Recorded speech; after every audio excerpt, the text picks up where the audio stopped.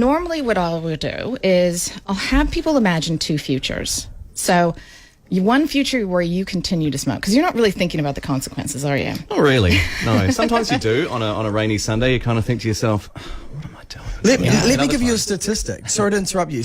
And I found of all the statistics in this rundown, this one, smoking kills more than 50% of all smokers. Yeah. Wow. That's quite scary. It's insane. What I find is that doesn't really scare men. But what does is 50 to 60% of men that smoke have erectile dysfunction.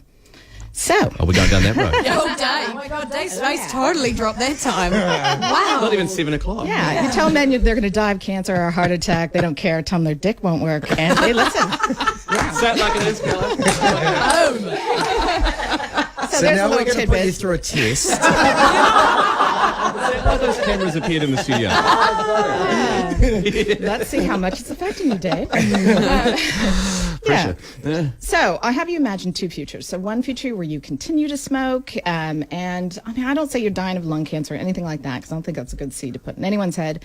But you know, there's fears that we have, and there's no positive outcomes with smoking. So I'll have you imagine yourself really aged, and you've got health issues. Maybe you can't work, and you're on the sickness benefit. You know, you're single. You don't even bother because you can't get it up. You know, like, we want to make this not the greatest future. It's an awesome future. Yeah. Dave's now Living in your shaking. mother's basement. And you want to look at that and go, okay, that's not the future I want to create. And then I have you imagine a really positive future where you're a non-smoker. And whatever else you want to imagine as well. And this is communicating with your subconscious mind, which really rules your behavior and your impulses. And that's where a lot of your cravings come from. And when you have nicotine in your system all the time, your subconscious starts to think it needs it in its system to survive, like air or food or water. So that's part of what makes you feel uncomfortable, is that subconscious telling you. But the subconscious doesn't really understand language, but it understands pictures. So if you show it in pictures, it really gets it. So I'll have you imagine the two futures. I find another thing that's very helpful is to think about where that's coming from. So it's coming from the subconscious, but it's also coming from what they call the reptilian brain.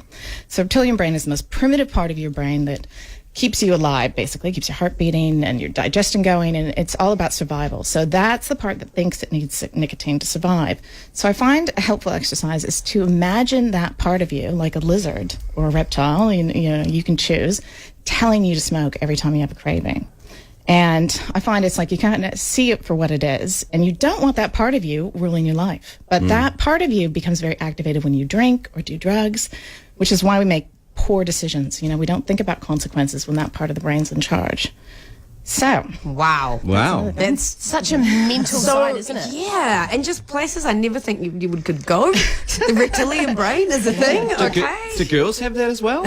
yeah. Not all of them, though. There's obviously a certain area of Well, society. we all have it. Well, Yeah. no, we know, Caroline, that you have written a book on this, and you've really handily created an article that we're going to get up at thehits.co.nz. We do have a question on the text, which we're kind of running at. Maybe we could really quickly answer this. Hi, guys. My wife smokes and now started using the vape.